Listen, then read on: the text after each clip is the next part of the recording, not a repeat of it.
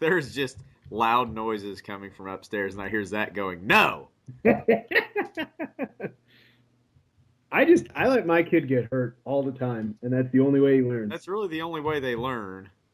He's been not on a hard surface, but on the couch, off the arm. He's been hitting the Benoit diving headbutt pretty good. Oh, that's good. That's what you want. Well, Yeah. no, if you can't let him do it after he has a concussion, you got to take time off. That's what causes the CTE. You are totally the biggest mark. And I have had the brain mosquitoes. Hulk Hogan, you can go to hell. And all these people are a bunch of stinking bums, aren't you? Reigning United States heavyweight champion Bret Hitman Clark.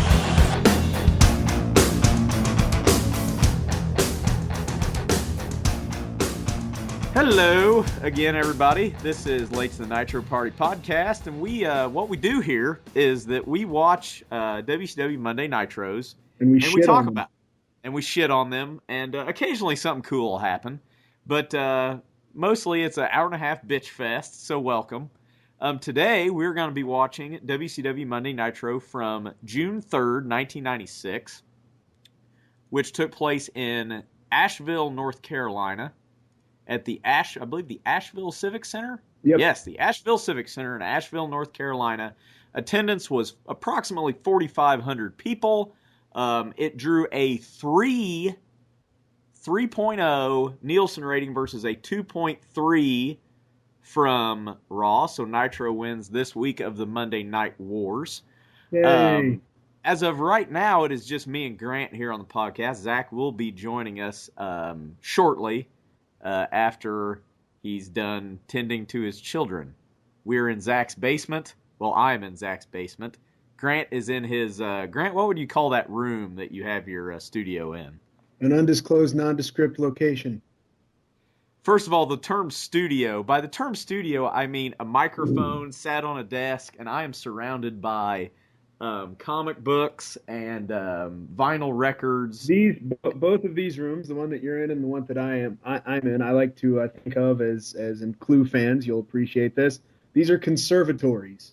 Yes, it's a good question. What exactly the hell is? I always thought a conservatory was like a greenhouse. No, so a conservatory is where you. That's where like culture is. You conserve books and art and other such things. So yeah. Technically, that's what these are. That fits because, you have a He-Man encyclopedia, and that counts as culture. I think when we do our live episode of this, I don't know what kind of background we're going to do. I think each of us should have a different one. I want the Ultimate Warrior WWF promo background, so when the camera cuts to me... It's just a blue screen with the Ultimate Warrior promo. Nice. I like it. Hey, do you know what happens if you eat bacon that's not good completely anymore? It's not like growing mold, but it kind of smells like booze. Okay. What happens? I don't know. I'm cooking it right now. Hey, just cook the hell out of it, and you'll be fine. Just crisp. Just get it black. All right, there's our cooking tip for the day. Yep. Fucking crispy bacon. It's the only way to go. That's the sort of nugget you're not going to get on our, I assume... non-existent competitor called I was coming up with this. We need like an arch nemesis, some sort of competitor podcast. So if anyone out there is looking to do something, how about like the Raw is War? Raw is War. What is it good for? Podcast. Somebody seriously needs to start that, and we'll just start a Twitter feud and talk shit to each other. You got to be good. So without any further ado, make sure you pull up this episode on the aforementioned network, June 6th, 1996, and press play in 3, 2, 1, play. The old intro. God, I just miss the hell out of this. If I ever get a lot of money, I'm going to build a city that looks just like this, like a fake city. And just get projectors to put up old wrestling footage on the walls. Yeah, and then I'll wire it up to do this. Asheville, North Carolina. Nice town. Good resort town. God, Schiavone, thank Christ. I mean, a lot of people talk shit about Tony Schiavone. After listening to Mongo for, I don't know, 6 months of this, it is like creamy goodness listening to Tony Schiavone. Holy shit. I maintain that, and we'll get it later, it'll be the 3-man announced team, which I know Jim Ross talks about how much he doesn't like it, but I think it ends up working really well with Schiavone and Tenay and Heenan, and Schiavone and Tenay kind of split the role that Ross plays. Right. And for those of you that complain about Schiavone, I mean, Jim Ross he's the best ever, but if you want to turn it over to that, that broadcast team and hear Jerry the King Lawler yell puppies for 2 hours, because that's so much fucking better than it really does even out, because WCW's announce crew is, it's okay. It's not the greatest, but it's pretty average. Yeah. With Raw, you have Jim Ross, who's amazing. Yeah. And then you have Jerry Lawler, who, Jerry Lawler's a legend in the business, but I'm just not a fan of his heel commentary. So it all kind of evens out, in my opinion. Well, and Tenay's a lot more technical than Ross could ever be, and Schiavone's just that Mike Goldberg kind of spewing fucking advertisements and whatever the company tells him to do. Oh no, not Shark. I thought he had this one in the bag. Yeah. So if you remember last week, or it would have been last week. I will disclaimer: we're going to be a bi-weekly podcast now, with 2-hour episodes. After this week, we'll be going every 2 weeks because we all have day jobs and it's hard to get together for this to watch 2 hours of wrestling every week. So just bear with us. We'll get these out to you as fast as we can. I know there's hot demand. Oh yeah, all 28 people that listen to this. Yeah. I'll turn my sound up a little bit. The old Canadian earthquake. He's not Canadian anymore, damn it. I actually don't mind this promo here. No, this is the best. This is John Tenta at his finest, I think. You don't really hear it. Usually he's just shouting about murdering Hulkamania. Right. This is actually this is a promo. Mean Gene is physically sick. Hey, Confederate Railroad. Remember them? Oh, Jesus, yeah. The hits such as, let's see, Queen of Memphis and Trashy Women. That is a 1995 country music reference.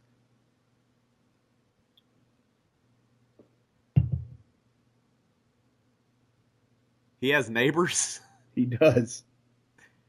This is the famous "I'm not a fish, I'm a man" promo. Really? I'm not the physical representation of a natural phenomenon. I wish Mean Gene would have kind of breached the wall here and been like, well, then why did everyone call you a shark? What's your motivation? That's funny. I am not an avalanche. I am not an animal. That's an Elephant Man reference. Oh yeah, for yeah. Kids out there that's a movie from like the 40s. So we've got Bubber, and Bubber, as Dusty Rhodes would call him. He still has a pair of goddamn scissors, and that's Bubber. Dangerous. Throw him off the ropes with those. Get him out of your fucking hand, dude. He's taking an Irish whip with a pair of... They tell you not to run with fucking scissors. So is this a match? Did they ring the bell? No, I didn't hear a bell yet. I think this is a match. I mean, Nick Patrick's in there. It looks like the floor in Wayne's hairstyling shop. There's just hair everywhere. I was thinking maybe we'll start announcing him as a sponsor. We'd probably have him get us a case of beer a week to mention him. What is he doing? He is upset upstairs.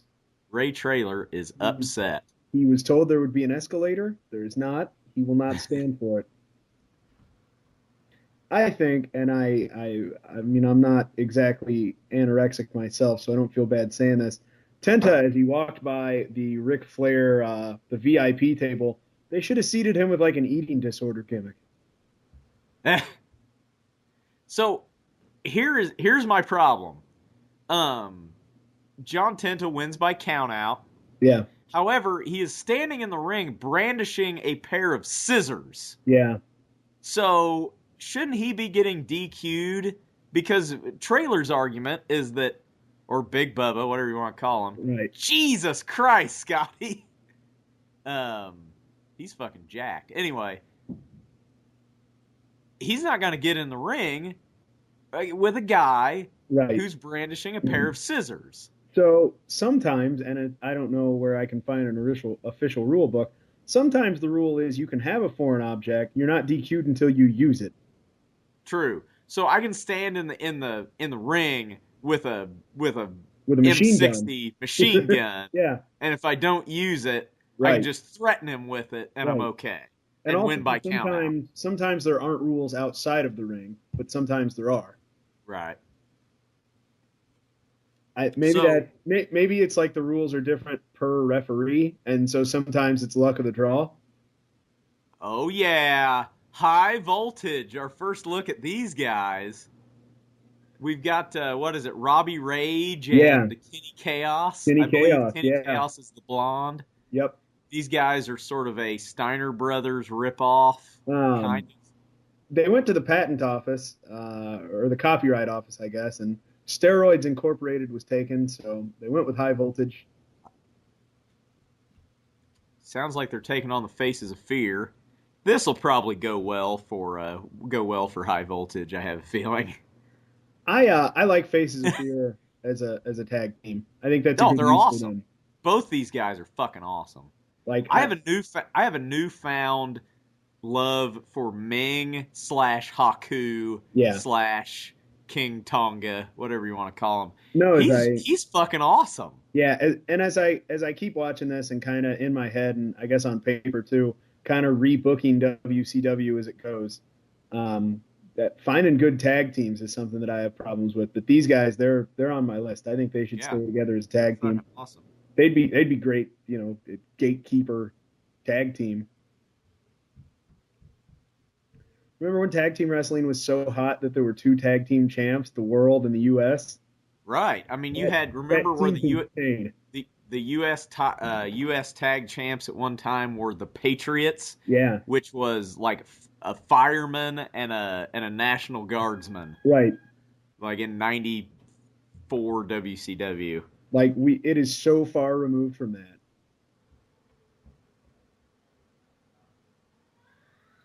And even at this point, there's not a whole lot of tag team wrestling going on in the WWF.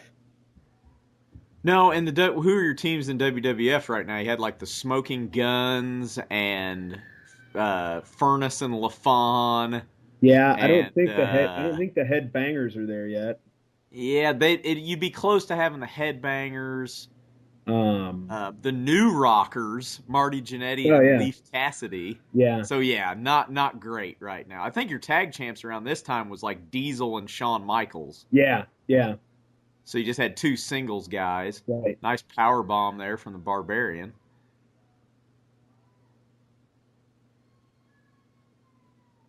So, should we talk about my analysis of Commando on the podcast? I mean, I think it's worth mentioning.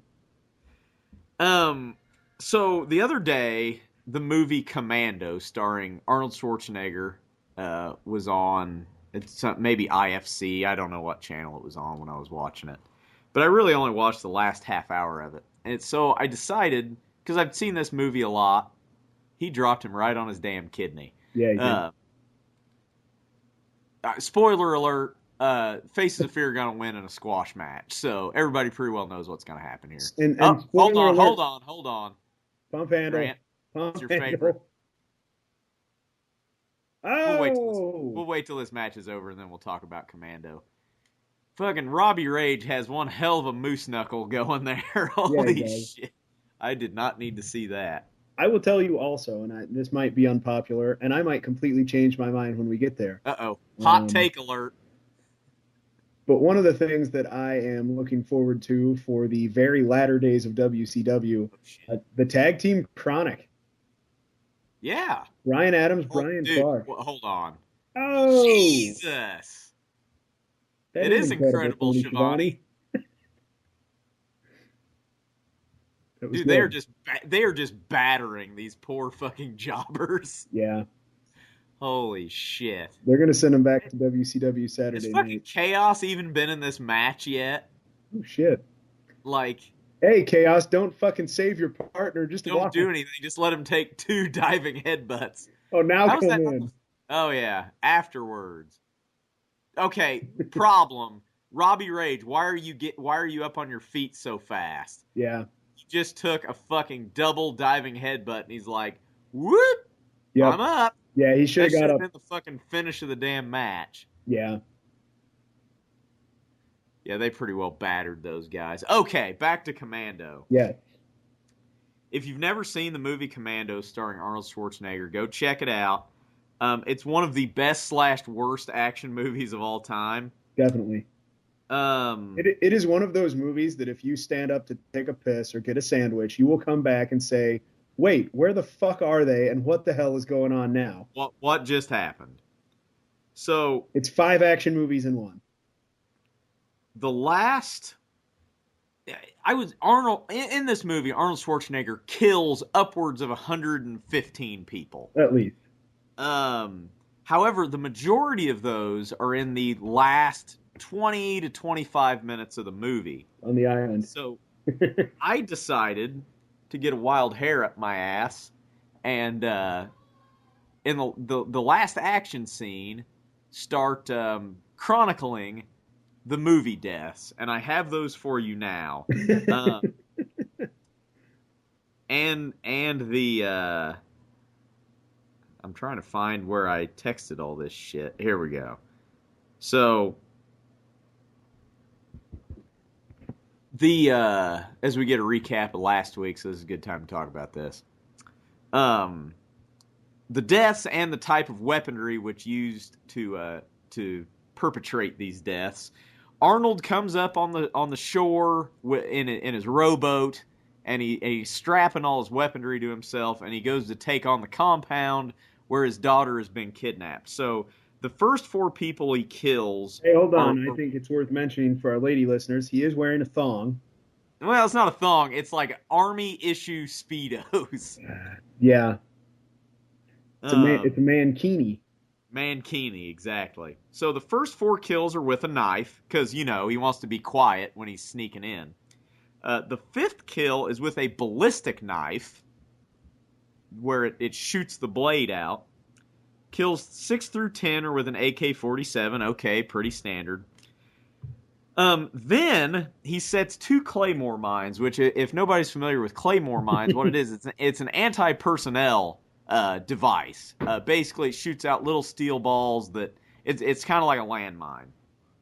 It shoots out like lead shot that basically shreds the lower half of your body. However, he plants these mines and blows up 2 buildings with them, with the amount of explosive that is probably equivalent to a couple, 10 pounds of C4, because these things go sky high. So let's say there's 10 people in each building, plus 5 for the people chasing him that got blowed up. So now we're at a total of about 35 people, and we're about 30 seconds into the rampage. 36-37 with an AK, blows up 5 guys with a rocket launcher. 43 through 51 are AK hip shots. It should be noted that every rifle is not aimed. All these shots are being made from the hip.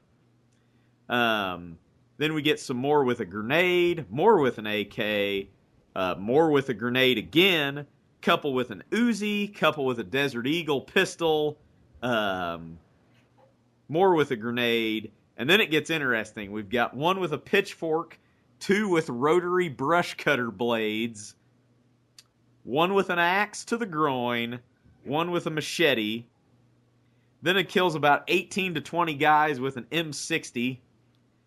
He bashes a guy's head through a table, bludgeons a guy to death with a shotgun, and then kills the last two main bad guys. One is with a shotgun blast, and then the main bad guy, he kills him by throwing a pipe through his body. So I got a total of 98 kills, or 99 kills in the last 20 minutes of this movie. So go back, watch it, and we'll have your drive-in totals next time on Late to the Nitro Party. That's a Joe Bob Briggs reference. I think Grant's house just got blown away by a hurricane. I don't know what noise that was, but hopefully he's okay. So we've got the Disco Inferno here. We haven't seen him in a while. We kind of glossed over because I was too busy talking about Commando. We saw a Hulk Hogan promo package because we got to remember that Hulk Hogan is still with the company and is still, a thing in the world, because we don't want to forget about him because we're paying him a shitload of money. Wow. That is the whitest thing I've ever seen. Holy shit, lady. Get the camera off of her. Wow. It's amazing how over Disco Inferno is. I mean, that's ridiculous. People are into this guy. He lives his gimmick. He does. He really does. You okay over there? I heard a bunch of clanging around and... Yeah, I think the noises. cat was climbing through the cabinets. It sounded like a hurricane was happening. We're okay. Ooh, Pittman. We get. Are you starting to like Craig Pittman? No, I hate Craig Pittman.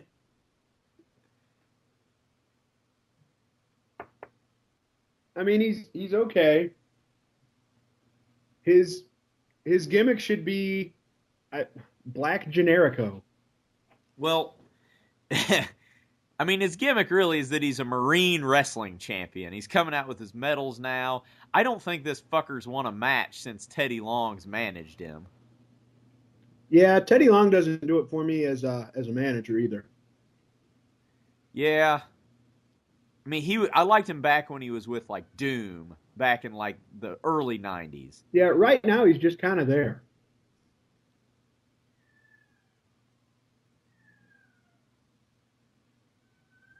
All military champion.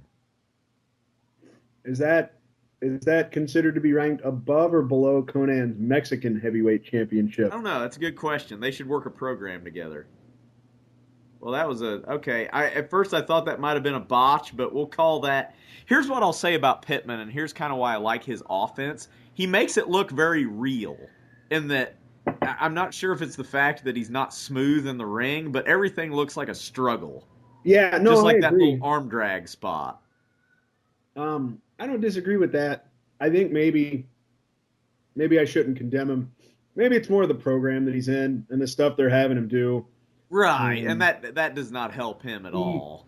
With a gimmick like that, he should be in a feud with someone who's a stereotype from another country or evil foreigner. Or you know what? Maybe even if you want to do it, maybe, and we joke about this all the time, maybe you bring in a guy that has basically like the whaler gimmick and he's a Navy captain and you have him feud. Oh, wait.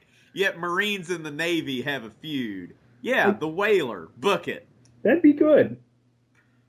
Did you see that gut wrench powerbomb when he literally just lifted all of Disco's dead weight up into the air? Yeah, Disco didn't help him. No, he sandbagged the shit out of it and he just muscled him up there. Or how about, you know what, Bill Clinton's around at this time. How about a gimmick referencing him? Uh-oh, hard head gimmick. You call it the Draft Dodger. Pittman working the hard head gimmick with the headbutts because, you know, he's a brown person. Oh, code red armbar.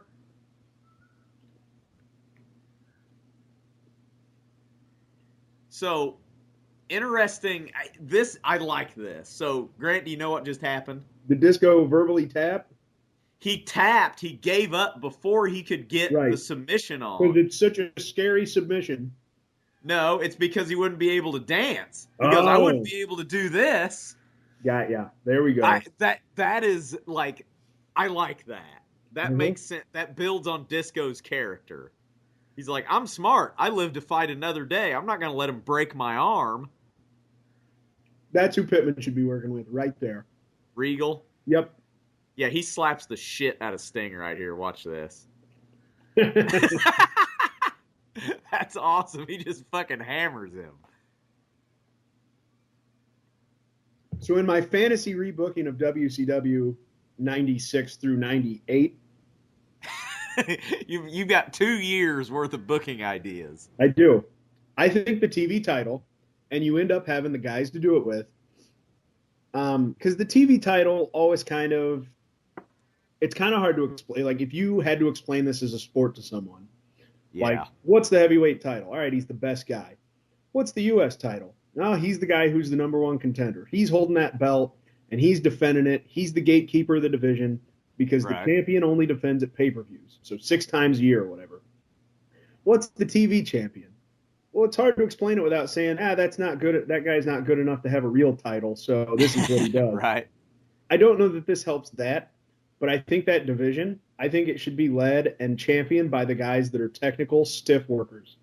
Benoit, Finley, Regal. Arn Anderson type guys. Yeah. Any guy you get in with a good technical background, amateur wrestling especially, that works a stiff match. It should basically, those matches should look like work shoots, and it should be, these guys are tough. They want to fight. The gimmick of the belt is they want to fight every event. They don't care about being world champion. Right. They're here for a fucking fight, and they'll fuck you up. Hacksaw is gyrating. Yeah, he is. Dude, it's great watching him in Mid-South, just how different he is. Oh, he is so over in Mid-South wrestling, it's not even funny. Him and DiBiase work a ton together. Yep. Yeah, and he's not playing this goofball type gimmick. And so it's hard. Like, I watch him, I'm like, man, Hacksaw sucks. He's doing everything wrong. And I'm like, wait, no, he has a different gimmick. Regal is admonishing a toothless woman in the crowd. Dude, he about to hit a fan. That was good. God, Regal is so good at just working the crowd. So like they start. Something I was thinking is I've been listening to Bill Apter's podcast especially, and Cornette and Blanchard. Holy shit! Look at that guy. That guy looked like what's the guy from? He looked like Peter Griffin. He looked like a mix between Peter Griffin and Bubbles. We were talking about Bubbles last episode. I think we were. Anyhow, those guys talking about how you get to the era where the heel becomes the good guy. Right. And how it's hard Which is kind of where we are now in a lot of ways. I'm sure someone talks about this, but something that has stood out to me watching Austin as a heel, watching the Outsiders as heels, all that. Those guys aren't doing one key thing that they should be doing. When they come out and the crowd starts to cheer them for how cool they are, how cool Steve Austin is, because he's drinking beer and flipping off the boss. Hey, you in the front row, shut your fat, stupid mouth. They don't do any of that. They're trying to be cool as heels. Right. It's not necessarily that the crowd did it. It's that these guys kind of have tweener gimmicks, and that's what. Yeah, that's true. It's Steve. They're not trying to get cheap heat either. Yeah, no. And had they done that, I think it would have been different. They're not Ric Flair. People cheer Ric Flair as a heel too, and then he threatens to cuckold you and steal your wife. Yeah, no, he squashes that quick. Yeah. Oh, these two guys haven't done a thing yet, and the crowd's into this. Yeah. Oh, Hacksaw.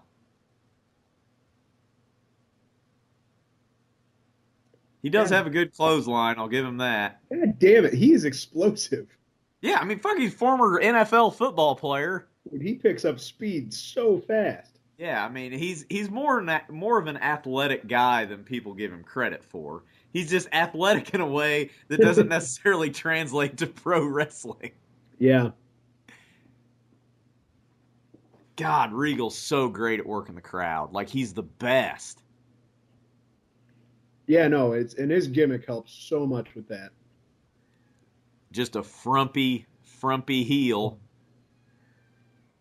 It's the arrogance. It's as a heel, you need to be Right. arrogant. That gets you to the next level. Right. I wonder if he's got tape down his trunks. More than likely, yes. Don't leave home without it. Don't exactly care for that bump that he took off that. Part of the gimmick's to kind of oversell. And to never job and to just brawl to the back constantly and double DQs and double countouts is his gimmick. Oh, he's hulking up. I like the way he does it better. Yeah, I'd agree with that. You know what? If Hacksaw were in Hulk Hogan's position, I probably wouldn't hate him as much. I agree. I mean, I don't know. Maybe. You know, it's funny. As much as I hate Hulk, when I listen to interviews with him talking about breaking into the business and all that, like I always walk away liking the guy. Yeah, I mean, he didn't get over by being an asshole. I mean, he's a charismatic dude. Yeah. And I hate's a strong word. Once again, we're just Right. bullshit here like we would even if we weren't on a podcast. But we've got the Blue Bloods out. Bobby Eaton's probably going to take a bump. I'm guessing. 3-point stance clothesline. He's got a board with a nail in it. Squire Dave Taylor's got the 2x4. They should have done that later on. They should have put. There's the tape. And he could be Jim the Zombie Hunter Duggan. He's give him a Van Helsing gimmick. Oh, I love it. I fucking love it. So. Oh no, they got the 2x4. Uh-oh. So Jim Duggan gets rolled up and gets beat by Lord Steven Regal. And they run to the back. And half the arena got to see his butt. So anyway, we were talking about how hate's a strong word with Hulk Hogan. We bullshit about this all the time, just in normal conversations that aren't recorded. But the idea being, there's just a lot. Part of the quote-unquote hate for Hulk Hogan is that he did, actually all of it, is that he did what any normal person would do. He had way more potential than he ever showed, especially in America. And because he didn't have to use it, he took the smart route and didn't. Yeah, why would he kill himself? The guys, look at how mobile and active he can still be compared to other guys his age that were in the business that long. Right. And part of it was leveraging himself into a position by being good to do whatever he wants and call his own shots, which, again, anyone would do. So we get a promo with the Blue Bloods here. How skinny that tie is.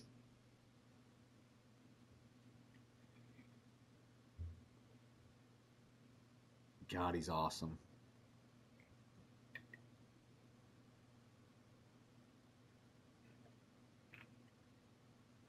That's so. I love this. So he's saying, I got fined for backhanding Sting on Main Event. Yeah. And they fined me.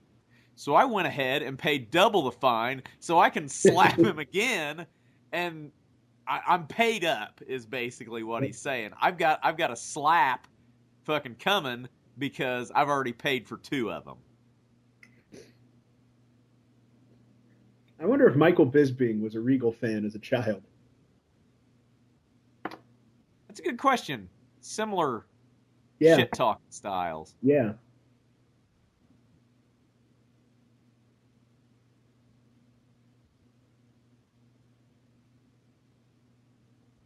Man, I just ate like 1,200 calories.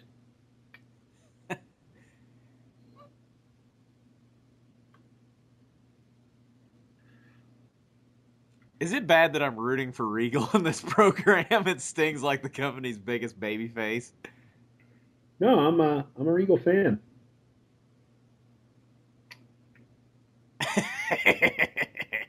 That's great. He's fucking awesome. So what was 1,200 calories that you just ate? Bacon, some pork meat, not pork meat. Stew meat, some steak, about 7 eggs, and half a pepper, half a sweet potato, and a bell pepper. Jesus Christ.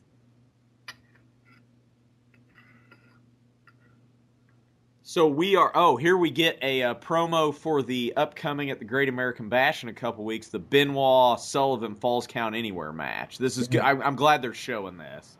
Because it's stuff on Saturday night that we don't get to see.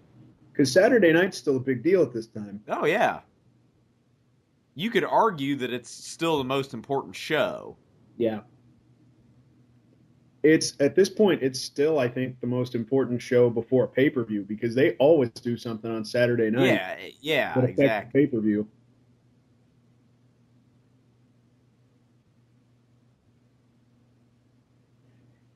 See, this feud is still kind of hard to watch, just because knowing what we know now, like, so you saw the meme I sent you on Facebook, right? We aren't going to talk about this here, but I was making sure you saw it. Like, I felt bad about thinking that was so damn funny, but I'm like, I got to send this around. Yeah.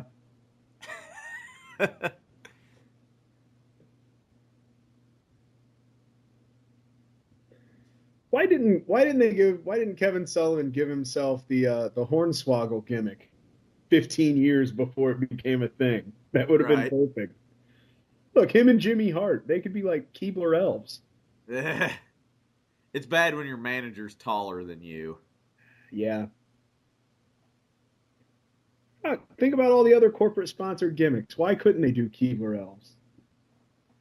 Yeah, I mean... He comes out and he starts winning matches with like a fudge stripe cookie, like a giant one. He just hits people with it. Oh, boy, that is some Glenn Gilberti level booking there. Well, I was going to say, if you think that's stupid, just keep watching for a couple years. Yeah, no shit. I'm looking... One of the things that makes the least amount of sense... in 1990, I think the gimmick The Wall would have been a good one, but 10 odd some years after the Berlin Wall fell. A little bit dated. Hey, it's Prince Iaukea. Is that Prince Iaukea? Yes, it is. So we've got Taskmaster Kevin Sullivan versus the son of Curtis Iaukea, who is the master of the Dungeon of Doom. If you don't remember that, he is the old guy covered in powdered sugar who unleashes the Yeti. Prince Iaukea. Oh, shit! Jimmy Hart just about got ran over by the ring steps. Prince Iaukea, your hair was so notable that I recognized you by nothing but that. Prince Iaukea? Yeah, 15 years removed. Yep, the top knot type. Jesus Christ, Sullivan! You about dropped him on the fucking corner of the ring steps. He's working him. How long till you get Lash LaRue? I think that's late 98. I like that. It's a while. Dude, Prince Iaukea cannot sell for shit. This guy's a future TV champion. Yeah. Because, if you're a Pacific Islander, you have to wrestle barefoot. He gets better. They work him with a ton of luchadors. Yeah. I'm going to get more steak and eggs. Oh, double stomp. That might do it. Man, not even the second rope double stomp. Just the standing double stomp. Gets the win. Kevin Sullivan wins in a squash match over Prince Iaukea, who will, in the future, be known as the wrestler or the artist formerly known as Prince Iaukea and have a Prince gimmick. That's right. Welcome to 1999 WCW.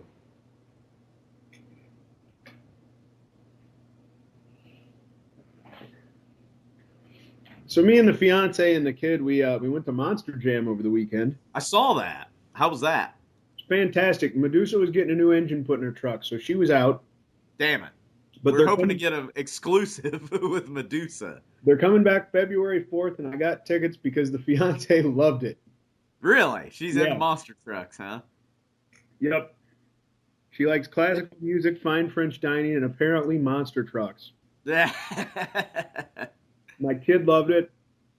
You need to get some backstage passes and get a Late to the Nitro Party exclusive with Medusa. I'm going to try. Got to see Tom Mentz in Maximum Destruction, which used to be the Goldberg truck. Yeah, that was the Goldberg truck. Guy's still fucking batshit insane. Dude, that guy's been driving monster trucks for like 30 years. Yeah. No, it was. Do you? Yeah, the Dungeon of Doom's just peaking right now, Jimmy Hart. Yeah, it's as big as it's ever been. Sweet fucking Jesus. They didn't let him in on the backstage angle that's brewing. Check out the mustache on the guy drinking the Coke behind Jimmy Hart. Over his right shoulder. That is a mustache.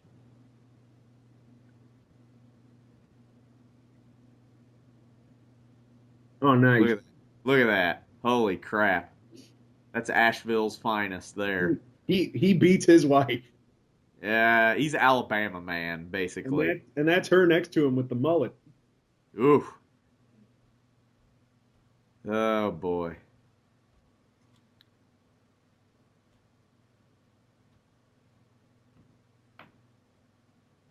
I'd like to hang out with Jimmy Hart.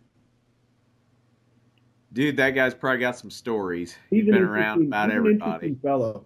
And he's so, when you hear him in interviews, like in real life, not in character, he is so calm and collected. Yeah, he's so the opposite of his character. Yeah. Like right now, it looks like he's having a heart attack standing there, just heaving and looking. Wow, we're actually showing this from Super Brawl, the Booker Man thing.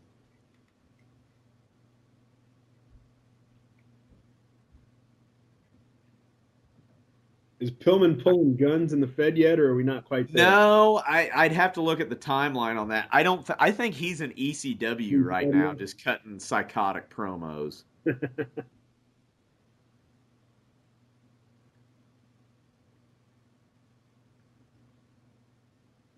I don't know how.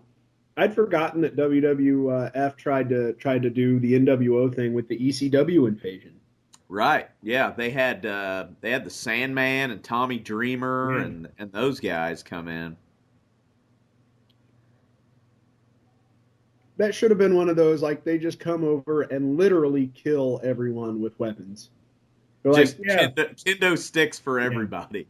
They're like, oh yeah, we fight with weapons on fire. Sorry. Sorry, you didn't know that? Like Street Fighter versus Mortal Kombat. Like, I'm a way bigger Street Fighter fan, but if it ever happens, it should just be like the Street Fighter people getting murdered. Be like, oh yeah, I'm sorry, my name's Scorpion, I'm a demon from Outworld, and I shoot spiky things out of my fucking hand. Wait, what? Yeah. What's happening? Yeah. We got the fucking Rock and Roll Express on this motherfucker? You forgot they showed up for a while? Yeah, I totally forgot that. That is awesome. They're here for a few months, I think. Ricky Morton and Robert Gibson, the Rock and Roll Express, one of the greatest tag teams ever. And something, I never noticed that Robert Gibson's eyes were that fucked up. Like they're looking opposite directions, like the opposite of being cross-eyed. He's a catfish. Yeah, no, about a quarter of the crowd's marking out and the rest of them are just confused. They don't know who they are. So I'm kind of excited for this. We've got Flair and Arn versus the Rock and Roll. Yeah. This is 89 NWA at its finest right here. I mean, if this match would have happened 10 years ago, or fuck, even 7 years ago, this would have sold out the frickin' Louisville Gardens. Yeah. Poor, uncomfortable Elizabeth. Yeah, she just never looks comfortable at all. So Flair and Arn are coming out wearing Kevin Green's jerseys, or Kevin Green and Mongo's jerseys, because they're wrestling them at the Great American Bash. So they got to talk shit about football players.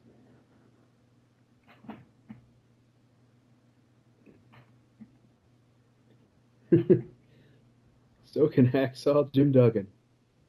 Hey, you're just in time for good shit. Cool. Flair in a jersey. Look who they're wrestling.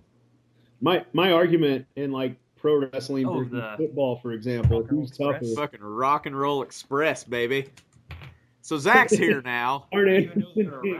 Well, that's what I didn't either. Clay, did you notice Arn Anderson not being able to get the jersey off? Yes, Classic. that was awesome. And do you remember why he can't get the jersey off? Because he's too much of a man. I don't know if we have the quote yet, but it's because he is, and this is pretty close to the actual quote, he is too big, muscular, and thick for those football players. Did he cut a promo on that? I think so, yeah. Before? Yeah. See, that's continuity. We like that. No, the Everything argument okay of pro in your wrestling family? versus football. Yeah. Did you hear him crying like forever? Like constantly. You know why that was? Why? Because I wouldn't let him have a Christmas ornament. That's why he cried for that long. Well, you should have fucking gave it to him. No. It's just razor sharp glass. It's the principle of things. Oh, I can care less about the Christmas ornament. It's just the fact that he can't have it and he wants it. Oh, He that's won't great stop parenting. crying. Hey, So, hey, we're ready for hour 2, so we're going to switch up our announce team. Zach's here with us now, so that works out perfect. What were Just you saying? imagine how pissed your wife would have been if you told her she couldn't have any Christmas ornaments. Imagine how mad my wife would be. Yeah. Oh, she'd throw me out a window. That's why he's so mad. It's normal. He shouldn't. He's a boy. He shouldn't care about Christmas ornaments. You know what's bad? We got 4 guys. Oh yeah, this is where they set off scares the hell fireworks out of 'em. mid-match because it's the second hour. Why the fuck would they? And Flair is having none of it. Arn Anderson Flair's jumped. walking to his catering table. Arn Anderson jumped when that happened. I don't think they knew it was gonna fucking happen. Probably not. Whose production I idea was guarantee that? from some of the other things they don't tell them about their matches and how the show goes, that's probably one of the things they didn't know about. Arn's like, what the fuck? We got fireworks going off in the middle of this shit? Zach, now that we're at an hour in, how's my sound level sound, etc.? How's your what? My sound level. I mean, Without seeing it, you sounded okay the whole time. Okay. you do sound a little bit muffled, in my opinion. Thanks, Clay. I thought you sounded fine, but I don't Yeah, know. no, It's not as good as usual, I'll tell you that. Well, let me fix it. Zach's the producer, so he knows more about this shit. Sorry, everybody. How's that? That's amazing. There we go. What was going on? What the fuck do you do to make it sound better? I don't know. Did you switch voice capture devices? Yeah, kinda. Like you go from speakerphone to regular phone? Yeah, more like that. More like that. Yeah, you sound. Yeah, that sounds good. Clay doesn't know these things. I'm just here for wrestling knowledge. You're here for technical production shit. We are by episode 50, we're gonna have this down. That's my goal. Yeah. Dude, whatever you're doing now is how it should always sounds be. good. Okay. Is it bad that Ric Flair has the best physique in this entire match? Is he the youngest person in this match? I don't know. It's a good question. I don't know. I think Ricky and Robert are younger than he is, You though. think? Yeah. They've just lived harder lives, which is saying something. Robbie, whatever you call him. Robert Gibson. He's got like a lazy eye or something, doesn't No, he? he's walleye. He's the opposite of cross-eye. Okay. Yeah. It's fucking weird looking. I didn't notice it until right now. Well, anytime you see him do like interviews or whatever, like it's almost hard to like watch because you don't really know where he's Those looking. are some hot Dead. Yeah, I was gonna say early 40s women, but you had to go there like we do every fucking week on this fucking podcast. You're welcome.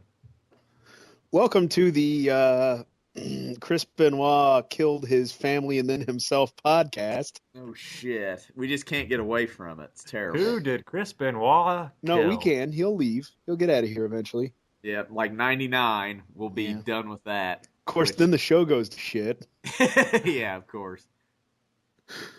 Oh man, this is not. We were talking about how 7 or 8 years ago this show would have sold out any arena in the South. Oh, Or that's what I'm saying. this match This would have. is NWA gold right here. Yes. This is what put asses in seats from like 1979 to 1989. Yeah, Flair and Arn and the Rock and Roll. We were also talking, and it's a good time to say it again, Zach, about how tag team wrestling was so hot that there were world champs and U.S. champs. Yeah, There was U.S. tag champs? Yeah, back in like 92-ish, Yeah. WCW had I didn't even know that. For a time, they had a 6-man belt. They did. There was Like Japan has? I want to say it was an NWA belt, but 6-man tag champs. Yeah, no, 6-man tags used to be a big deal. Yeah, I mean, it still is in Japan. Oh, NWA has had a lot of titles that kind of came and went, though. He kind of got the figure 4 on there, but he didn't quite get it on deep. It's shallow. Ricky knows how to put it on. Oh, that was Ricky's way better. got it on good. Did they make a big deal about the Rock and Roll Express being there? It was just like, I mean, kind of. Just like they're there. Kind of. They're like, oh, we've got the Rock and Roll Express. They were, you know. They explained to the crowd who they were. Flair's taking bumps from fucking Randy Anderson again. Oh, that's awesome. This match, I looked on Cage Match. This match gets 18 minutes. Huh. It's the longest match on the... He's bumping on the outside. That's hilarious. Who's the guy sitting at his table? That's his butler. Oh, okay. Does he have a name? No. Okay. Don't say anything racist. I wasn't, you racist prick. Does that make me racist by telling you not to be racist? Yes. Yeah. I just seen a kid wearing a No Fear T-shirt. No Fear. Wow. I saw a No Fear shirt, and there was an episode I was watching the other day. What was the other T-shirt company? They were all like sexually suggestive. Oh, Big Johnson. Big Johnson. Yeah. I was gonna say Jinko or Fubu or something. But... Bugle Boy. I found some of those shirts, some Dick Johnson shirts on eBay the other day. Big Johnson, not Dick Johnson. Same thing. God, Arn is the fucking man. God, he's good. These guys have probably worked 1,000 times. Oh, yeah. We're going to see Ricky Morton sell his ass off here at a certain point. Sell it like Ricky Morton. Sell it like Ricky Morton.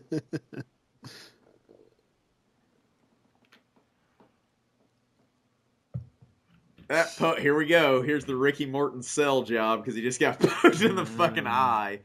And one chop puts him over his fucking heels. I like that. That should be like played at the Performance Center just for like the selling. This is how you sell. The selling portion of the class.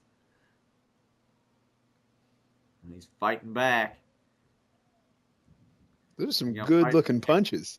Flair's going to probably cut him off at some point. He just called the spot Said there. something to him. Yep. Yep, here we go. Good teamwork from Flair and Arn. Mm-hmm.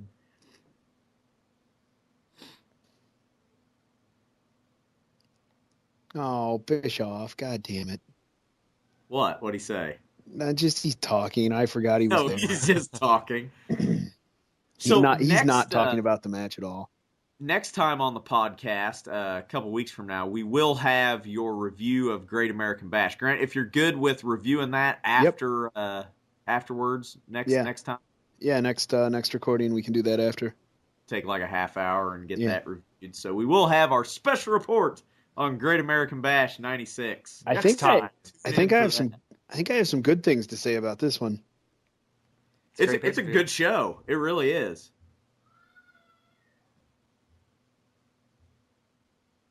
Jesus. Yeah, Ricky Morton's getting battered. He's doing it to himself, buddy. He's just flailing around. He just flat took that bump. Call back to our first episode. We need a thing that pops up on the screen that says Fringe Alert. Oh, yeah. Because we got a lot of fringe in this match. Chances are, if it's a team or just a wrestler from pre-1990, there's fringe involved. Yeah. I like the hammerlock body slam. Working the arm. Working the arm.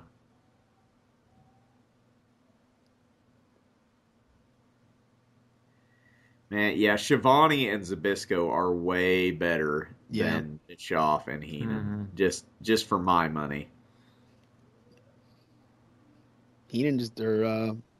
Bischoff just drags Heenan down that much. I think the best WCW combination is Heenan Shivani. That's mostly on pay-per-views, though. Then you throw Tenay in there. I mean, here's the thing with Dusty Rhodes. Dusty Rhodes is good for, like, nonsense comedic effect. Yeah. Oh, But, he's perfect for the pay-per-views. Right. I mean, he doesn't have a clue what the hell he's saying half the time. Which I is think sad he because he else booked does. some of it. True, yeah. Don't go to commercial on this match. Yeah, they're giving it enough time. I'm okay with it. Well, maybe they aren't going to commercial. Kind of sounded like they were. They did.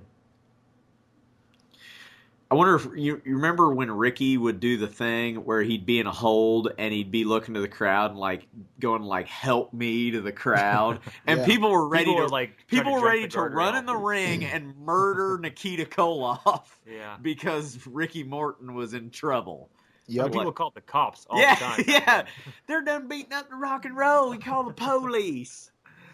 Just gonna murder the Midnight Express or somebody. They were Jim Cornette was talking about that on the MLW podcast. He was on there for their whatever anniversary, Buster. and he was talking about all the times in Memphis that the police got called. Oh, Yeah. yeah. He talks about that quite a bit. Like that's how you know you got heat. Holy shit. Yeah, there's times where they'd have to like hide under the ring or something. And I mean, until they to a certain point, I mean, the Midnight and the Rock and Roll feud is a very important feud in tag team wrestling, but you got to give the Rock and Roll a lot of credit for allowing the Midnight to get as much heat as they did through their selling. Yeah, oh yeah. Because I mean, the Rock and Roll made the Midnight, really. yeah, I mean, they sold it. That was a hell of a feud. That was nice from Flair. Flair's selling his own suplex. Well, it should hurt half as much. Yeah. Yeah, look at There him. you go. Yeah, that's what he's doing. Help me. Looking right at the knows where the camera's at. Looks right at the fucking camera. That's a lost art there. Oh, fuck. You don't see that at all. Hell, there's probably rules you're not supposed to engage the audience like that because it might be too detrimental to them. who knows? And I hate to be the bitter old man, but in today's world, you could rape a school bus full of nuns in the ring and they could all scream help and nobody would. Yeah. Right. The cops wouldn't even care. No. Basically, I mean, the rule was what happens in the ring is basically anything goes. Like, it was kind of understood, like, kind of Wild West territory. Oh, yeah. I'm looking forward to here in a few months, fans jumping in the ring and Scott Hall stepping on their heads at full power. Yeah. Because that happens a few times. I wonder if the Rock and Roll just have a crate full of bandanas to tie around various parts of their bodies. God, woman. She's shrieking. Yeah. Thing. Some people are into that. I guess. Sleeper! Dude, why do people mark out so damn hard for a sleeper? Like even Heenan was like, oh, Jesus, sleeper hold. Well, because it's one of those... It's a famous move, and it's one of those if you were ever a kid and someone put it on you, I mean, they don't pro wrestling sleeper you. They rear naked choke you. It's a choke. And you immediately start seeing fucking spots. So you're going it's real. Oh, figure four. Nope. Roll up. Package. Why is there a guy wearing a hunting vest in the crowd? Where's this at? To the right of the ring, over in here somewhere. Where's this at? Zach's going to answer the question with a question. This guy right there. He's wearing a orange hunting vest. Oh. Because they're in the South. Yeah, that's a good answer. So pretty much the Rock and Roll's formula was always Ricky gets the heat and Robert makes the comeback. Pretty much every time. They would mix it up occasionally. Get out of here, cat. God damn it, that fucking cat, I swear. She's trying to snuggle up to me for warmth because I leave the house cold if my kid or fiance aren't here. I leave it at about 53. Just to save money, or you like it that way? To save money. Oh. I'm not paying for heat. DDT? That's bullshit. They should Heat loan should me be heat, free. and I'll give it back to him in the summer.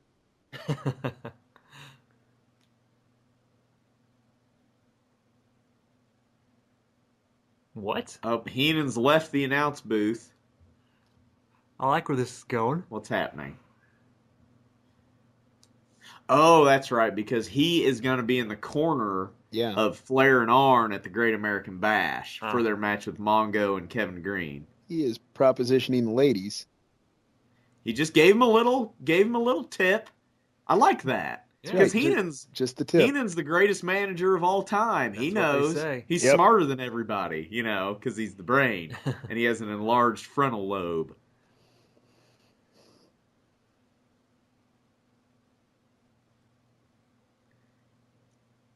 And they did mention how it's been a long time since a rock and roll's been in this high profile of a match. Yeah. Yeah, Bischoff just needs to turn heel as quickly as possible. Yep. Yeah, that's where he belongs. Jesus. Oh! Yeesh. That was good. He Good saved save. it. It looked like he meant to do that. Nope. Oh, the double drop kick. This used to be their finish. Yep. Huh? That used to be their finish, was the double drop kick. Oh.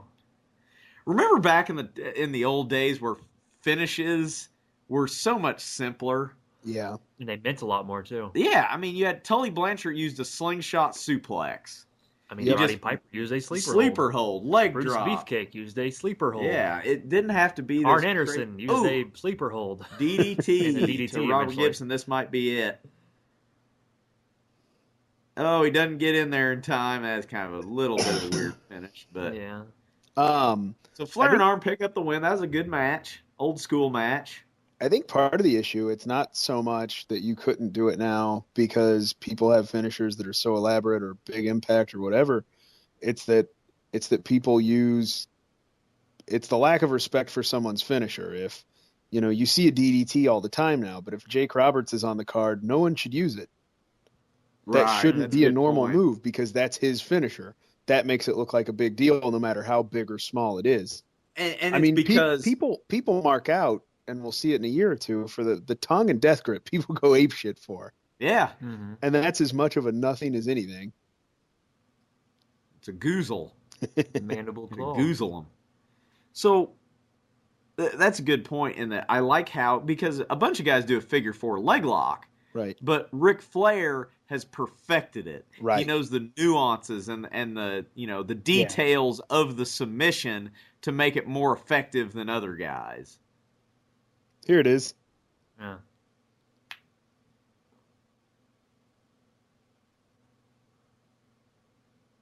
So that's why he couldn't get his jersey off. Yep. I like that. He's too big and thick.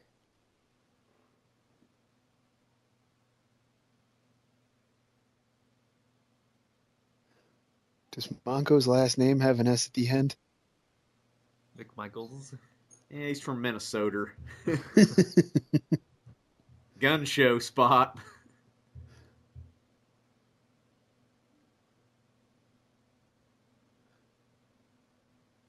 I got it at Foot Locker, dummy. Yeah, they sell those everywhere. They're in North Carolina, for God's sakes. Oh, Flair on the last episode of his podcast is talking about his trunks. Yeah. And how he has dozens of robes and everything. He says he never wore a pair of trunks more than twice. Really? Ever. He said he probably bought 700 or 800 pairs of just those trunks. Yeah. Wow. That's crazy. Yeah. And he said that if he had to wear it twice, the times that he did, he would wash it in the sink the night before, when he had, day after day matches, back-to-back days. Oh, jeez. He also said that some guys would have, skid marks on their stuff. And they'd still wear them 2 or 3 times. Oh, that's unprofessional. Yeah. You don't do that shit. They're finally hitting on all cylinders on making woman look womanly. Yeah. Heenan's great. You get him away from Bischoff, he suddenly becomes awesome again. He's a totally different person when he's not an announcer. Yeah, exactly.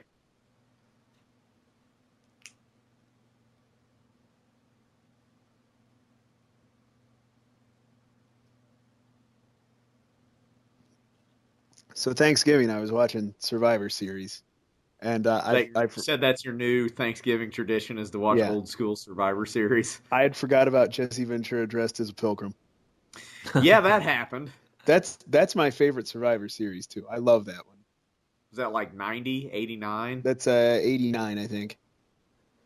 And that's got every superstar, WWF superstar of that era in it, really. Everyone that's important. Bobby. So Bobby says he will not manage them at the Great American Bash. But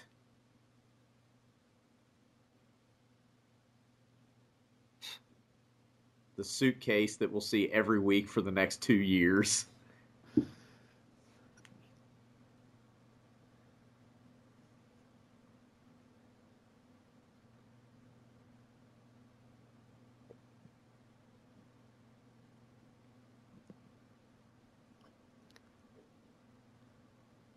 Is that legit? Yeah, that happened. Yeah. He was a football manager in '88. Well, no, it was like an honorary thing. Oh, okay. Because I'm guessing probably John Madden probably likes wrestling. I don't know. Heck, John Madden looks Madden- like he would like wrestling. I was about to like he say would. that John Madden looks like Bobby Heenan.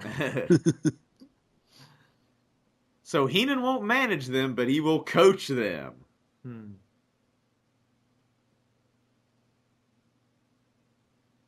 The Brain. A little fashion commentary here. He is too portly of a fellow for a double-breasted jacket. Is there rules on that sort of shit? There are rules. It's not as flattering. What does double-breasted even mean? It's got two rows of buttons. Yeah, Oh. 2 rows of buttons. See, for skinny guys like you guys, that makes you look Yeah, I see bigger. what you're saying. I mean, I don't, but I'll act like I do. But for a big guy, it makes your tummy look big. Ah. Yeah, don't want that. Hey, Don't forget about this guy. Don't forget about Don't me. forget about Hulk Hogan.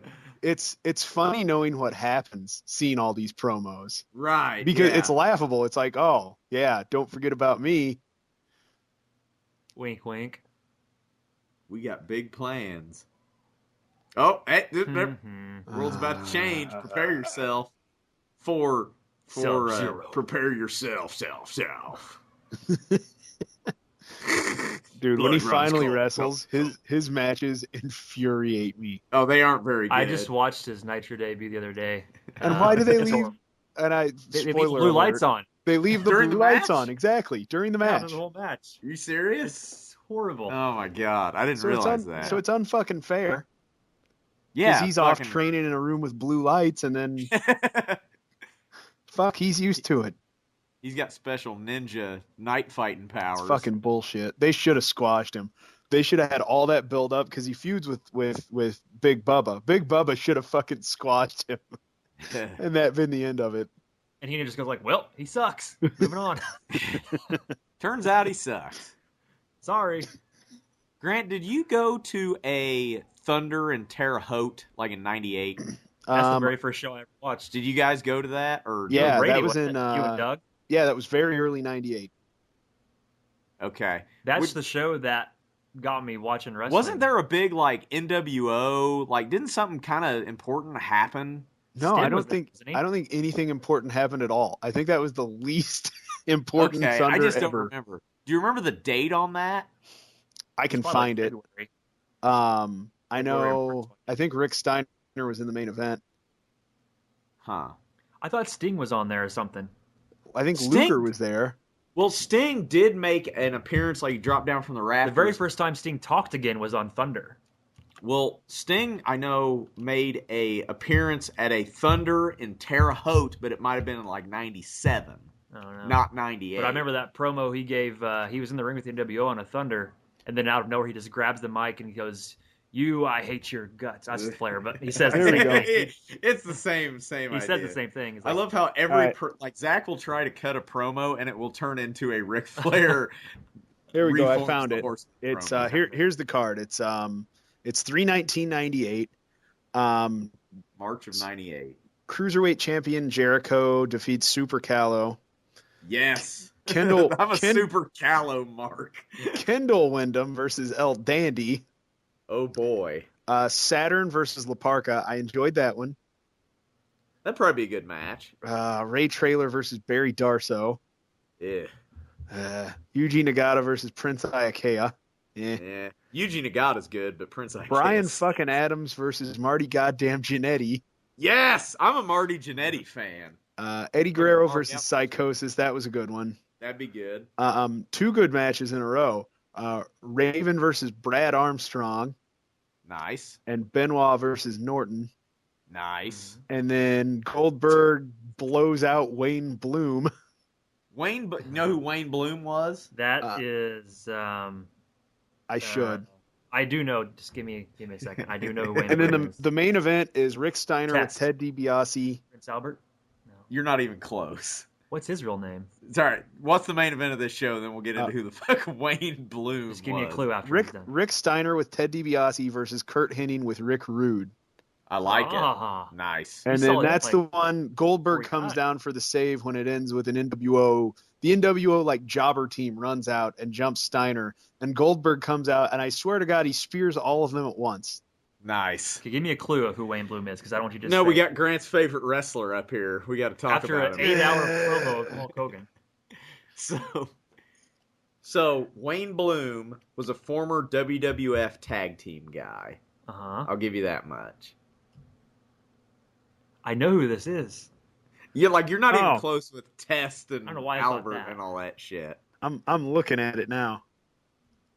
Give me initials. I mean, just this BB. guy has a hilarious career.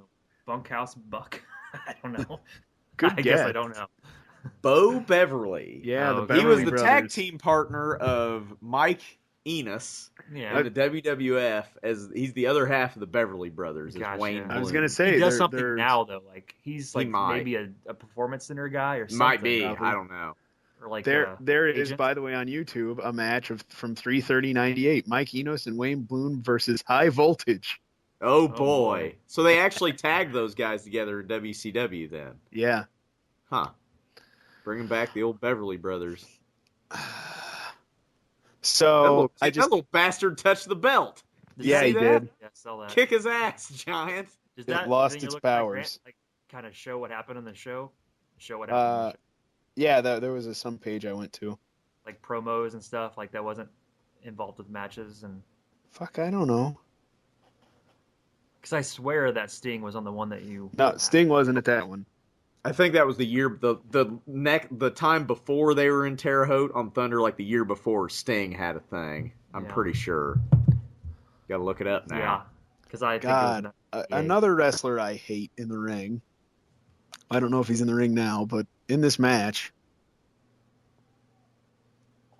What, Ice Train? Yes. We know you hate Ice Train. God damn it. But look how explosive and dangerous he is. For the he record, will drop you on your head on accident. For the record, since the only wrestlers I complain about on this episode are black, there are many black wrestlers that I like. I am an enormous Booker T mark, although Stevie Ray's not that good. No, he's not very good.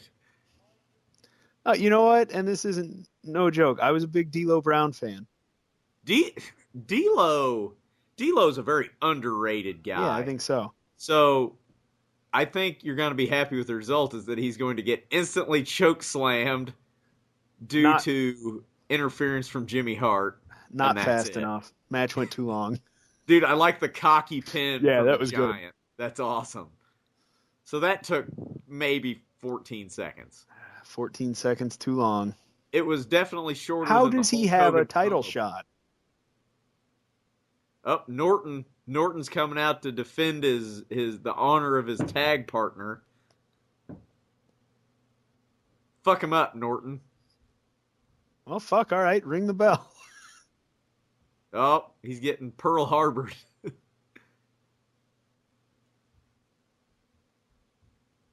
He's done it before on Nitro, Bischoff. Also, Norton can't weigh that much more than Ice Train. Fuck, you gonna do it twice. Or John Tenta. Or... No shit. Any of the other people he's fucking chokeslammed over the last 4 months. Bischoff has no concept of weight.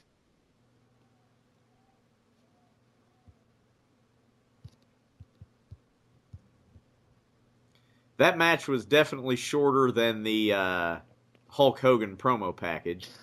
High Voltage and Hard Body Harrison are out to help. They'll fix this problem.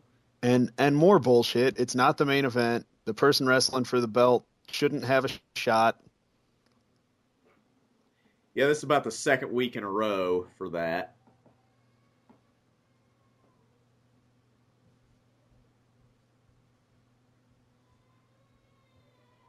Hey. Thank right. you. Thanks. Giant's a face now. Yep. So I really like this. It's The Giant speaks for the fans. I really like what they're setting up here. You know, that the Giant hates Hulk Hogan. It's basically a jealousy.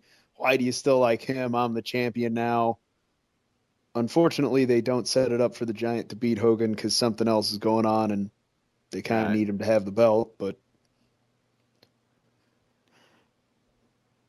I'm very impressed with Giant's promo work. No longer than he's been around. He's been in the company for a year, barely. Not even a year at this point. He's very competent. You know, he's been working his ass off. That's for sure. I wonder who he like rode with at the time. He rode with Arn. He credits Arn Anderson for really showing him the ropes. At God, I wonder if they made him pay more for rentals because they had to get bigger cars with him in it. Fuck, I don't know. It's a big man. Like, fuck you. We wanted to get the Geo Prism, but you're big ass. It's amazing how good a shape he's in. Yeah. I mean, well, what happened there? We're showing production. These fuckers are still in the ring. Pinzer doesn't know what's happening. He's like, man, I wish there were like Nitro girls or something. That'd be awesome. Yeah, that was smart to have a time filler in between shit. I wish I could have been at that. I wish I could have been at that meeting. Like, yeah, we're thinking about doing something during commercial breaks. All right, what do you got? Strippers. Dancing girls. So do you find it? It was Thunder, January 8th, 98. So it was you missed it by 2 months, Grant. Yeah. You missed an awesome Sting appearance. We looked at still frames. And in the conclusion, you're going to get his content ID, Zach. Yeah. Seriously, you might want to turn that off. We just had JoJo Dillon in studio for a second. Yeah. This ain't going to get his content ID. This is from YouTube. So.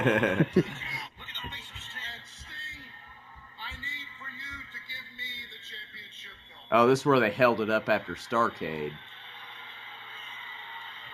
All right, turn that off. We got to talk about Hugh Morris. I'll watch it every Yeah.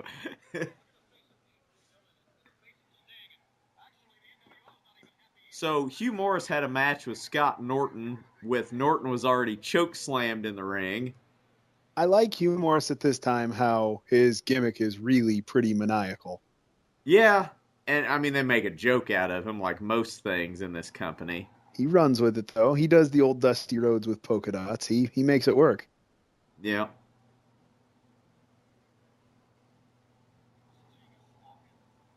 If I were a millionaire at this time, I would offer anyone in this company to not use the phrase where the big boys play on script. Yeah, it's not a good slogan. No.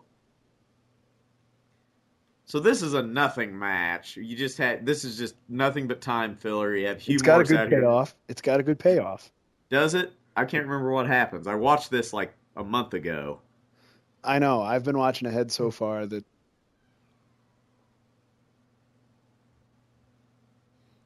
Oh, this is. Yeah, I do remember what happens. I don't know if it's a good payoff. I like it. Norton fucking drops him. I mean, like, he just takes him down, slaps him a couple times, and it's over. He just choke pins him. I was thinking he fucked him up more than that. No, that was supposed to be, I'm guessing, he catches him in midair out of the moonsault and, like, power slams him, yeah. Which that's a pretty ambitious spot, but I don't think Morris got enough. Yeah, Morris that would have been one to practice. Yeah. With a crash pretty pad. Ambitious.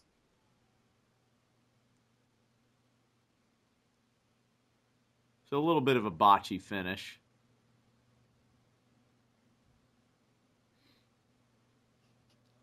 Rick Steiner wears a hat. What is this? This is Mongo and these are Kevin. funny. Unintentionally funny. Yeah. Look how easy I can rip this Coors Light can in half. Yeah, no, those little packages are funny, and they aren't supposed to be. Oh, The giant the giant with his sexy pose. in the woods. Yeah. It's for like a bad some family reason. picture. In the June issue of WCW the magazine, 3 months of woman throwing hot beverages on people. That should have been a calendar. 12 months of women throwing coffee. Throwing hot beverages in wrestlers' faces. World TNT title. He's fucking... He's rubbish. Stop laughing, Bischoff. You're supposed to be serious. This is serious business. This is a serious sport, God damn it.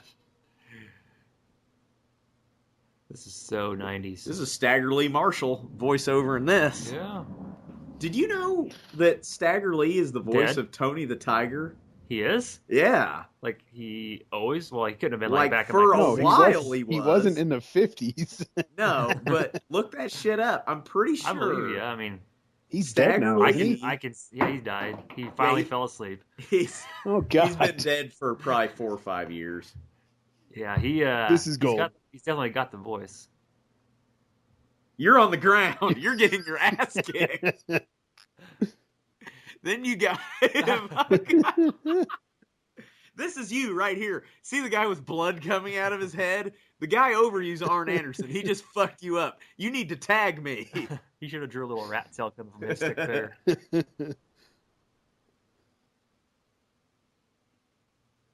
That's a beer can. Like I what? think it's a Diet Coke. I think it was Diet Coke, yeah. Okay. I like the whiteboard that says game plan. What if they wanted to do something other than the game plan? Oh, there's an advertisement there. Little Slim Jim product placement. I want a Slim Jim now. Damn it. It's working. That's a beefsteak too. That's not the round one. The beef jerky type. I don't know if they make those anymore. Yeah, they do. Do they? I prefer the flat jerky. You're up on your meat sticks. This also, if you put the right music behind it, this is what gay porn looks like. I'm pretty sure. This is the most entertaining part of the show, and I can't even hear what they're saying, but just watching their mannerisms is hilarious. Dude, is he growing a Larry Bird mustache? Maybe, Yeah, like he's got a little peach fuzz stuff going on there. God, that rat tail is glorious.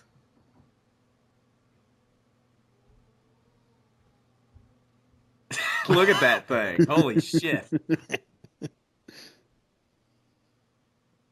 I want more jerky.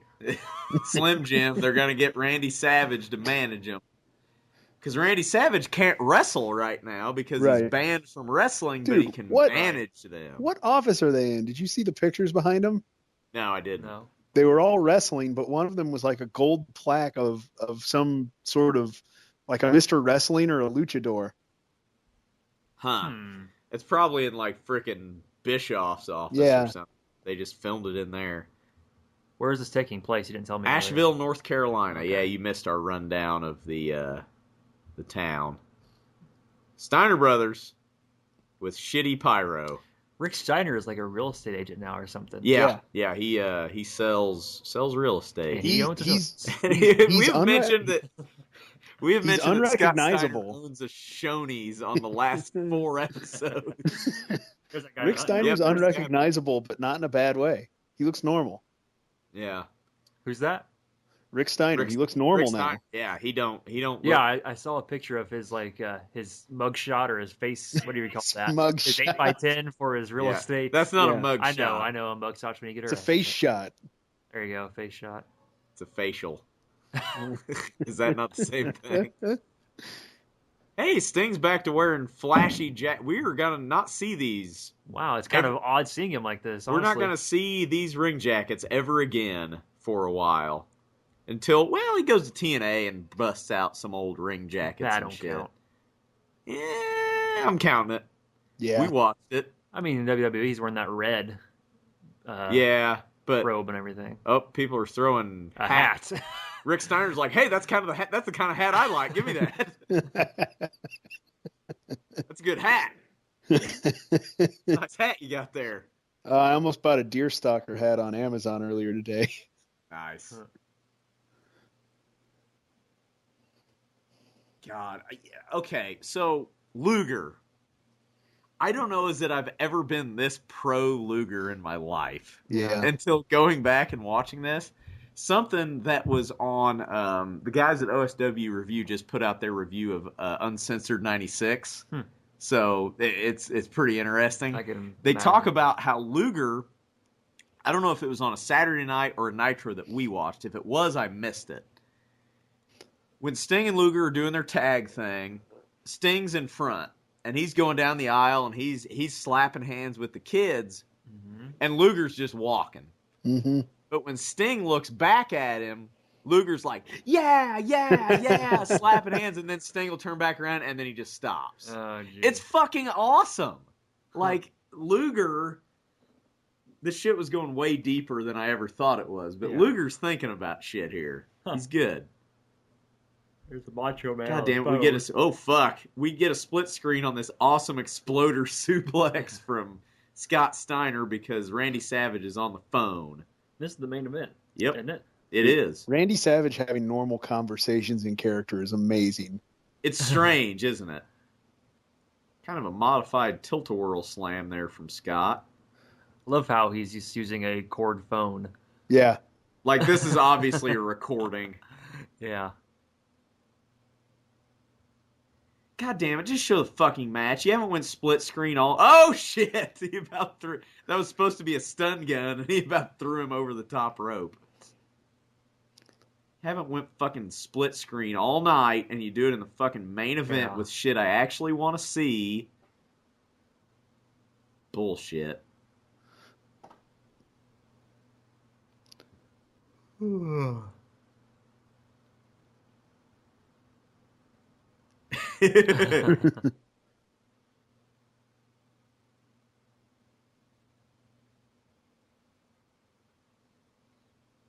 Bischoff's excited. So it's kind of funny how Bischoff had to have the phone in his hand to hear him, but all of a sudden he can hear him fine without the phone in his hand. Yes, good point.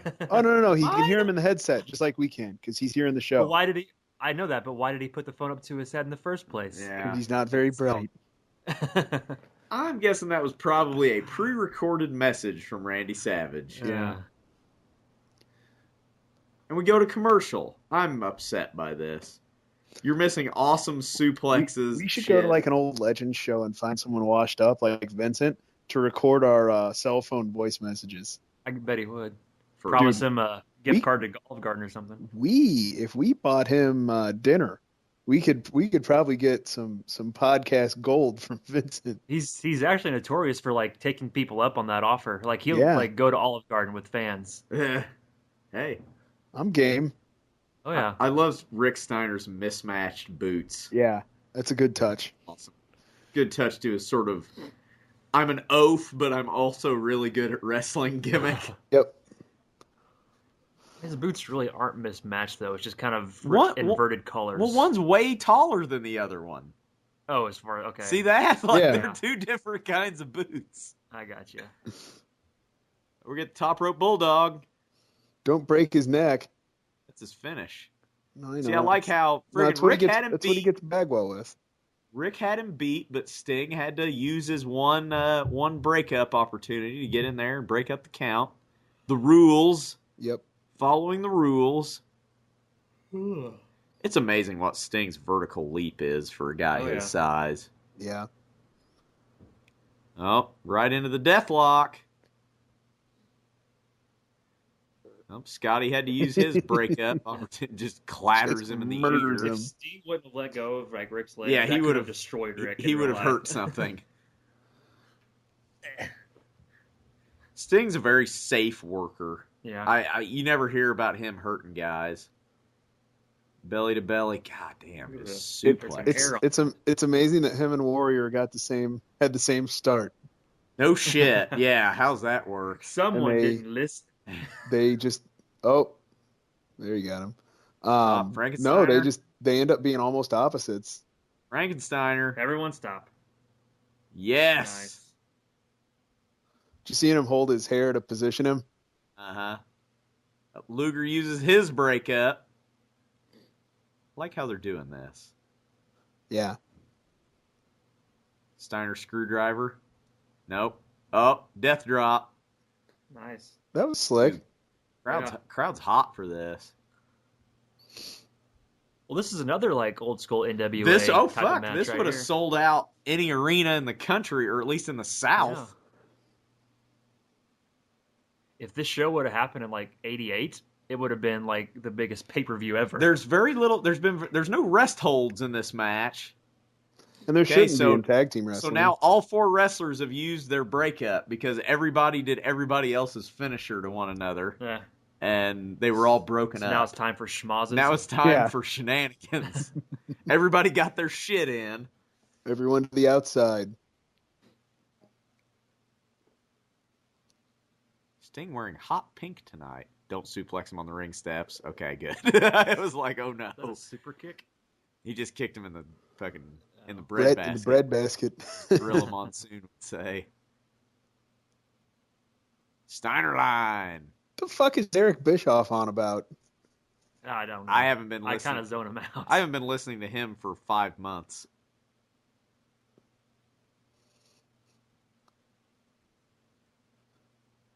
This has double count out written all over it. Because you know nobody's doing the job. It's going to be a brawl to the back. Or Nick Patrick's going to get fed up and throw it out. Rick just hit the ref. So, what episode are we on? This is 38. 38. Yeah. Okay. So Is he going to put him through the VIP? Nope. No, he's getting backdropped. Gently. Oh, that was yikes. a very... Uh-oh.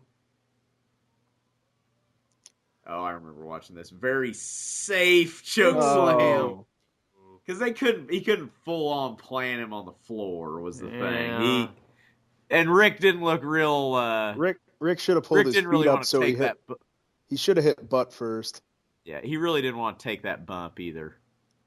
Remember, Luger and Giant are wrestling at Great American Bash for the title, so that's the feud here. Unless he loses it to like Ice Train or John Tenta or Torture Rack. Someone awful first. Yeah. Roadblock. Yeah. I'm looking forward to Roadblock. Oh, they're all got the 2 babyface teams are going to band together and beat up the Giant because there's 4 of them. Well, Rick's out. Rick's dead on the floor. Yeah, Rick didn't really look like he really wanted to take that bump. He's like, nope. Damn, listen to that fucking crowd. Yeah. Jesus. They popped for the bionic elbow. God damn it. The slingshot clothesline. The bionic forearm or whatever the hell it was. That's not a folding chair, is it? No, that'll put your eye out. It's the episode of The Simpsons where Bart hits Homer in the bathtub with the chair and it explodes. Yeah, that's a Millhouse divided. It is. Millhouse it is. Because Millhouse's mom's dating Pyro. Have you guys seen every episode of The Simpsons? Through season 10, I have. Seasons 1 through 10, I probably have. I've been trying to watch on that FXX 600 marathon. Yeah. I've maybe seen 20 of them now. The first 10 seasons are all it's gold. Yeah. But after that, the quality declines pretty quick. Seasons 3 through 7 are pretty hot. Uh-oh. The bad guy. How'd he get in there? Why is security not dragging him away? Boom, boom, boom, boom. He should come in here and he... Was that Razor Ramon's music? Yeah, but it turned into Eagles. It turned into the Eagles. Is that the same song? It turned into the If you listen to them back to back, they're the exact same song. No, they totally are. But Razor Ramon doesn't have the guitar. I was like, wait a second. You know, had they been worried about making this believable why Scott Hall's here. My complaint about all this. They could add a lot of fun. Like Scott Hall dressed as a production crew guy, dressed just like this, only with a WCW hat. Like, oh, no one noticed him. They thought he was part of the crew. This is all. Everybody This shut is up. good. This is Yeah. awesome. This is fucking great. This is kind of classic, actually. Oh, yeah. Sting confronts him. Fuck you, Bischoff. We want to see it.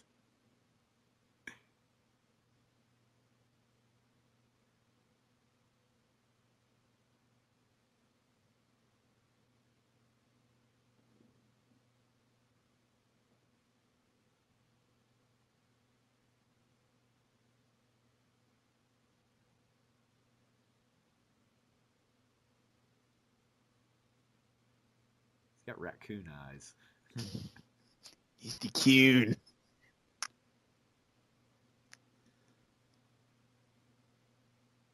Bischoff's getting jerked around.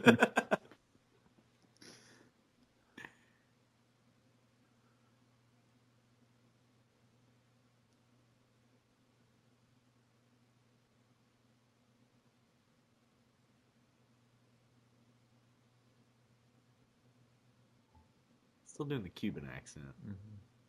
The lawsuit hasn't kicked in yet.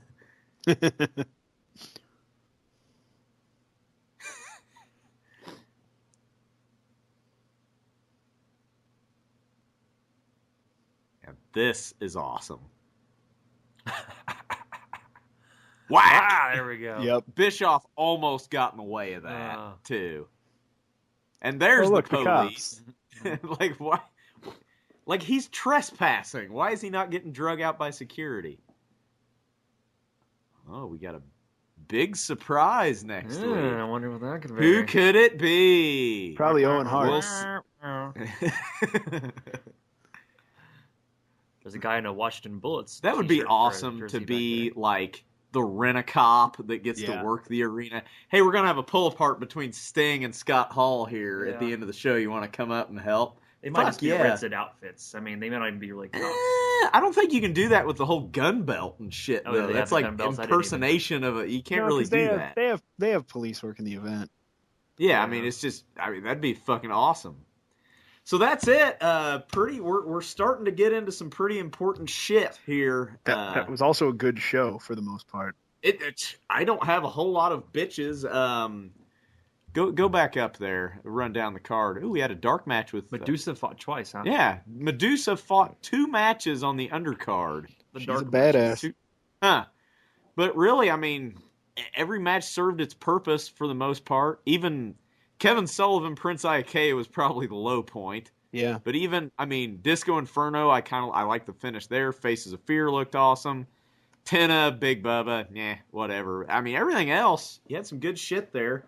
You had Grant's favorite Ice Train getting squashed in 27 seconds. A lot of short matches. Yeah. Minute 4, 3 minutes, 1 minute, 4 minutes, 1 minute. But you got Arn and Flair and the Rock and Roll getting Arn almost 20 minutes. Yeah, so the there you Express, go. And the main minutes, event got 19 11 minutes, so they got some time. So yeah. Next week we will have the next episode. We'll get to see what Scott Hall's big surprise is, and in 2 weeks we will have a. Ooh, I bet Vader's coming back. Oh, that's got to be it. Yeah. I wish that would have been it. In 2 weeks, we will have a special report on Great American Bash 96. And so talk about your little poll. I mean, the poll is going to be done by the time. That we do have a Twitter poll up. It's up right now, but by the time this airs, it will not be. We should have planned so that better. basically, if you saw it just by total happen chance, then by happen chance. I don't know what the word is. Is that a real word? Happenstance. Happenstance? No, that's not. It's over with. 9 total votes. We probably shouldn't advertise that nobody listens to this shit. Well, I mean, just to make myself feel better, we didn't advertise it at all. Our Twitter fans that did vote, thank you. The winner of our Twitter poll that we will be reviewing in about a year from now, probably, Sold Out 97.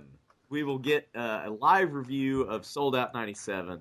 So I apologize in advance because if I remember correctly, that show isn't very good. But, which can make for a really good podcast. Yeah, we'll do it. It's fine.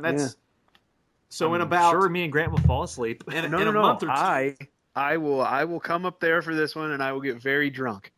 There you Okay. go. We'll have drunk Grant at Sold Out 97. Sold out. You can't tell me what to do. No. You can't You. just decide. The DNWO. You can't just decide. So, in a month or two, we will have a live review of. And Bash by the live, Beach he means not live at all.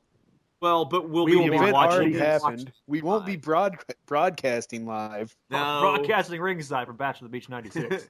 So we will have that for you. So be sure to tune in next week. We'll get to see who Scott Hall brings with him. So Twitter. Oh yeah, sorry. Fucking don't yell at me.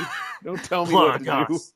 Plug us. Our now. Twitter is Late to the Nitro Party at Nitro Party Jobber with 1B. Our Facebook doesn't matter. Our Facebook, we've kind of basically fucking quit posting on we quit Facebook because we're lazy. we can't do two things. And other than that, be sure to like, comment, subscribe, holler at us on Twitter, tell us what you like, what you didn't like, and we'll be here next time on Late to the Nitro Party. Good night, everybody.